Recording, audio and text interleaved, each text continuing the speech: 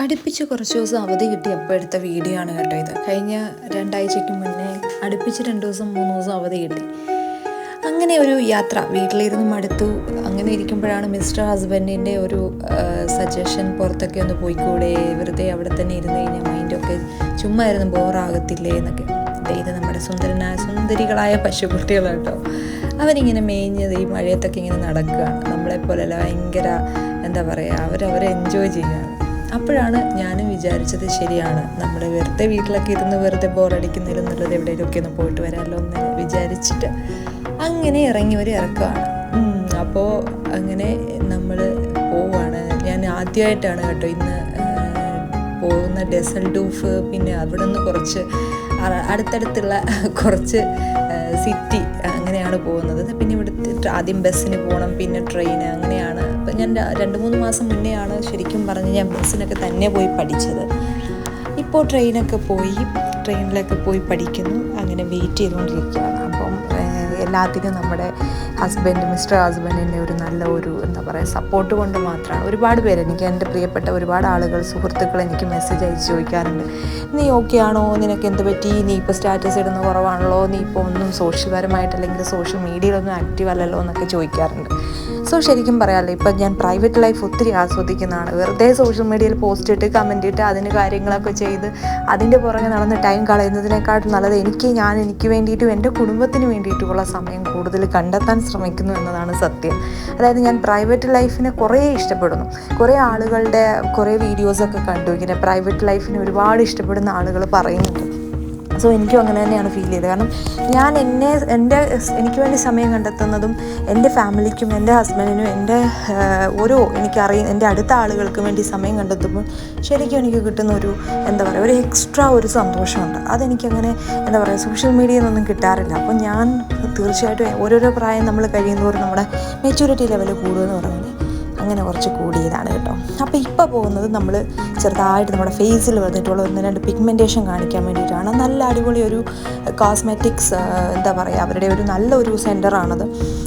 അത്യാവശ്യം നല്ല ഒരു വൈബ് എന്ന് പറയുന്നത്, അത്യാവശ്യം വലിയൊരു ഫെസിലിറ്റീസ് ഉള്ള ഒരു സ്ഥലം കൂടിയായിരുന്നു. എനിക്കത് കുറച്ച് പിഗ്മെൻറ്റേഷൻ പിമ്പിൾസൊക്കെ ഉണ്ടായിരുന്നു. അപ്പോൾ അതൊന്ന് ട്രീറ്റ് ചെയ്യാമെന്ന് വെച്ചിട്ട് ശരിക്കും പറഞ്ഞാൽ ഒരു ലക്ഷറി ആണെന്നുള്ളത് ഞാൻ അവിടെ ചെന്നപ്പോഴാണ് കേട്ടോ കണ്ടത്. അങ്ങനെ അവരുടെ ആ ഒരു സജഷനും ട്രീറ്റ്മെൻറ്റിനൊക്കെ ശേഷം ഞാനിങ്ങനെ അവിടെ ഇരുന്നപ്പോൾ തന്നെ അവിടെ കുറേ പേര് അപ്പോയിൻമെൻ്റൊക്കെ എടുത്ത്, ഞാനും ഒരു മാസം മുന്നേ അപ്പോയിൻമെൻ്റൊക്കെ എടുത്താട്ടോ. ഇത് ഡോക്ടറിൻ്റെ അപ്പോയിൻമെൻ്റ് അല്ല, ഇത് കോസ്മെറ്റിക് ട്രീറ്റ്മെൻറ്റ് തന്നെയാണ് കേട്ടോ. എന്ന് വെച്ചാൽ നമുക്ക് ഫേഷ്യൽ കാര്യങ്ങളൊക്കെ ചെയ്യാം, നമുക്ക് ഇഷ്ടമുള്ള അവർ സജസ്റ്റ് ചെയ്യും. അങ്ങനെ ഞാൻ ഈ അടുത്ത സിറ്റി ഡസൽഡൂഫിൽ നിന്ന് അടുത്ത സ്ഥലത്തേക്ക് പോകുന്നു. ഇതൊരു നമ്മുടെ ഇന്ത്യൻ ഫുഡ് അന്വേഷിച്ചിട്ട് പോകുന്നൊരു പോക്കാണ് കേട്ടോ. ശരിക്കും എനിക്ക് തമിഴ് ഫുഡ് കുറച്ച് ഇഷ്ടമാണ്, പക്ഷെ അത് എനിക്ക് അവിടെ കിട്ടാത്തത് കൊണ്ട് ഇപ്പോൾ ഞാൻ നോർത്ത് ഇന്ത്യൻ ഒരു റെസ്റ്റോറൻറ്റിലാണ് പോയിരിക്കുന്നത്. അപ്പോൾ അവിടെ നല്ല അടിപൊളി മസാല ചായയാണ് ഞാൻ ആദ്യം തന്നെ ഓർഡർ ചെയ്തത്. ഞാൻ ഒരു കപ്പ് പറഞ്ഞപ്പം ഒരു മഗ് നിറച്ചെനിക്ക് കൊണ്ടുത്തന്നു. അങ്ങനെ 3 കപ്പാന്ന് തോന്നുന്നു ഞാൻ കുടിച്ചു. പിന്നെ എനിക്ക് റൈസിൻ്റെ പേര് അറിഞ്ഞുകൂടാ, പക്ഷേ വലിയ ടേസ്റ്റ് എന്ന് പറയാനില്ലെങ്കിലും കുഴപ്പമില്ല, അഡ്ജസ്റ്റ് ചെയ്യാം. പിന്നെ ഞാൻ ചിക്കനൊക്കെ ആയിരുന്നു ഓർഡർ ചെയ്തത്. അങ്ങനെ ഞാൻ കുറേ കാലത്തിന് ശേഷം നമ്മുടെ ഫുഡൊക്കെ കഴിച്ചതിന് ശേഷം ഇനിയുള്ള പർച്ചേസ് എന്ന് പറഞ്ഞാൽ ഡ്രസ്സാണ്. അപ്പം ചുമ്മാ ഞാൻ വിചാരിച്ചു, ഇടയ്ക്ക് എന്തെങ്കിലും നമ്മൾ പർച്ചേസ് ചെയ്യുക, ഇടയ്ക്ക് നമ്മുടെ ഇഷ്ടം എന്നൊക്കെ പറയില്ല, നമുക്ക് ഇഷ്ടമുള്ളതൊക്കെ പർച്ചേസ് ചെയ്യുക. ഇതിലൊരു മോട്ടിവേഷൻ ഉണ്ട്.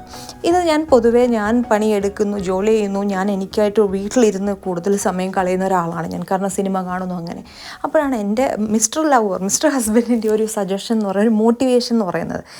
അപ്പോൾ എന്നോട് കഴിഞ്ഞ ദിവസം പറഞ്ഞൊരു കാര്യമാണ്, അതെനിക്ക് ഭയങ്കരമായിട്ടും മനസ്സിൽ തട്ടിയൊരു കാര്യമാണ്. നമ്മൾ ആർക്ക് വേണ്ടിയിട്ടാണ് പണം ഉണ്ടാക്കുന്നത്, നമ്മൾ ആർക്ക് വേണ്ടിയിട്ടാണ് ജോലി ചെയ്യുന്നത്, നമ്മൾ കുറച്ചൊക്കെ നമുക്ക് വേണ്ടിയിട്ടും കൂടെ സ്പെൻഡ് ചെയ്യണം, നമ്മൾ കുറച്ചൊക്കെ നമ്മുടെ കാര്യങ്ങളും കൂടെ നോക്കണം. നമ്മൾ അഞ്ജലിയുടേതായിട്ടുള്ള കാര്യങ്ങൾ വാങ്ങാനുണ്ടാവും, ഇഷ്ടങ്ങളുണ്ടാവും, ഡ്രസ്സ് അല്ലെങ്കിൽ എന്തെങ്കിലും സാധനങ്ങളൊക്കെ വാങ്ങാനുണ്ടാവും. സോ അതൊക്കെ ചെയ്യൂ എന്നൊക്കെ പറഞ്ഞൊരു അതിയായ ഒരു മോട്ടിവേഷൻ എന്ന് വെച്ച് കഴിഞ്ഞാൽ ആൾ പറഞ്ഞൊരു പോയിൻ്റാണ്. കാരണം കൂടുതൽ എനിക്കറിയില്ല, മറ്റുള്ളവരുടെ ലൈഫിനെ പറ്റി എനിക്കറിയില്ല, പക്ഷേ എനിക്ക് കിട്ടിയ ഒരു ലക്ക് എന്ന് പറയുന്നത് അത് തന്നെയാണ്. കാരണം ബേസിക്കലി ഞാൻ ഇവിടെ എത്താനും ജർമ്മനി ഫ്രാൻസും ഒക്കെ കാണാനൊക്കെ പറ്റിയത് തന്നെ എൻ്റെ ഭർത്താവ് എന്ന് പറയുന്നത് അദ്ദേഹത്തിൻ്റെ ഒരു വലിയൊരു മനസ്സ് തന്നെയാണ്. അപ്പം വളരെ സപ്പോർട്ടീവായിട്ട് നമുക്ക് കിട്ടുക എന്ന് പറയുന്നത് 10% അല്ലെങ്കിൽ 5% പോട്ടെ, ഒരു 20% ഒക്കെ ആയിരിക്കാം, എനിക്ക് അറിഞ്ഞുകൂടാ. നമ്മൾ വിഭജിയെ പറ്റിയും അതുല്യെ പറ്റിയൊക്കെയുള്ള കാര്യങ്ങളൊക്കെ നമ്മൾ കേൾക്കുമ്പോൾ ശരിക്കും പറഞ്ഞാൽ എനിക്ക് ആലോചിക്കുമ്പോൾ ഭയങ്കര ലക്കിയായിട്ട് തോന്നും. കാരണം ദൈവത്തിൻ്റെ ഒരു ബ്ലെസ്സിങ് ആണ്. നമ്മളുടെ അതേ റാങ്കിങ്ങിലുള്ള ഒരാളെ കിട്ടുക എന്നൊക്കെ ഉള്ളത്. അപ്പോൾ എനിക്കെപ്പോഴും ഹസ്ബൻഡ് എന്ന് പറയുന്നത് എപ്പോഴും ഒരു നല്ല ടീച്ചറാണ്, നല്ലൊരു മോട്ടിവേറ്ററാണ്. അങ്ങനെ എന്താ പറയുക, എനിക്ക് അൺഎക്സ്പെക്റ്റഡായിട്ട് കിട്ടിയ ഒരു വലിയൊരു ഗിഫ്റ്റാണ്. അപ്പം അത് ദൈവത്തിന് നന്ദി. അപ്പോൾ അങ്ങനെ ആളുടെ ഒരു മോട്ടിവേഷൻ പ്രകാരമാണ് ഞാൻ ഇങ്ങനെ യാത്ര പോയി മുടി ഒന്ന് നല്ലപോലെ ഒന്ന് സ്പാ ചെയ്തു, കെരാറ്റിൻ ട്രീറ്റ്മെൻറ്റ് ചെയ്തു, പിന്നെ ഡ്രസ്സ് എടുത്തു, എനിക്ക് എന്തൊക്കെ വേണമോ അതെല്ലാം ഞാൻ ചെയ്തു. അപ്പോൾ ആളുടെ ഒരു സജഷൻ എന്ന് പറയുന്നത് അത്, ആളുടെ മോട്ടിവേഷൻ അതായിരുന്നു. നമുക്ക് കിട്ടുന്ന കാശിൽ കുറച്ചൊക്കെ നമ്മൾ നമുക്ക് വേണ്ടിയിട്ട് ചിലവാക്കുക, കുറച്ച് നമ്മൾ നമുക്ക് വേണ്ടി ജീവിക്കുക, നാടൊക്കെ കാണുക.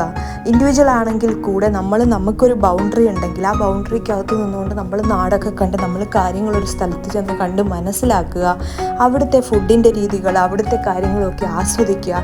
അല്ലാതെ ജോലി ചെയ്യുക, പണമുണ്ടാക്കുക, അത് മാത്രമായിട്ട് ചിന്തിക്കാതെ സ്വയമായിട്ട് അവനവനും കൂടി വേണ്ടി എന്തെങ്കിലും ചെയ്യുക എന്നൊക്കെയുള്ള ഒരു മോട്ടിവേഷൻ തന്നു. ശരിക്കും ഉള്ളിൽ തട്ടി എന്ന് പറയുന്നതിലും എന്താ പറയുക, അങ്ങനെയൊക്കെ എന്നോട് ലൈഫിൽ ആരും പറഞ്ഞിട്ടില്ല. പക്ഷേ അദ്ദേഹം എന്നോട് അങ്ങനെയൊക്കെ പറഞ്ഞു, അല്ലെങ്കിൽ എനിക്ക് അങ്ങനൊരു മോട്ടിവേഷൻ തന്നത് ശരിക്കും ഞാൻ യൂട്ടിലൈസ് ചെയ്തു.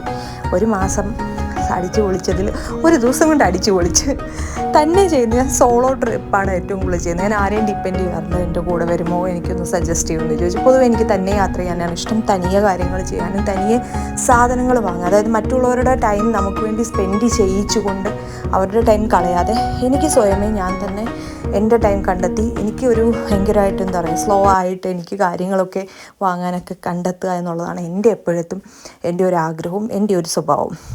സോ അതുകൊണ്ട് തന്നെ അതേപോലെ വൈകിട്ട് ടയേർഡായി തിരിച്ചു പോയിട്ട് വന്നു കേട്ടോ. പക്ഷെ പറയാതെ വയ്യ, ഗൂഗിൾ മാപ്പ് എന്ന് പറയുന്നത് ചില സമയത്ത് നല്ല പോലെ നമുക്ക് പണി തരും കേട്ടോ. അങ്ങനെ എനിക്ക് കുറച്ച് പണിയൊക്കെ തന്ന് ഞാൻ കുറച്ച് കാട്ടിലൊക്കെ പോയി കേട്ടോ. അപ്പോൾ അതായിരുന്നു എൻ്റെ ഹോളിഡേ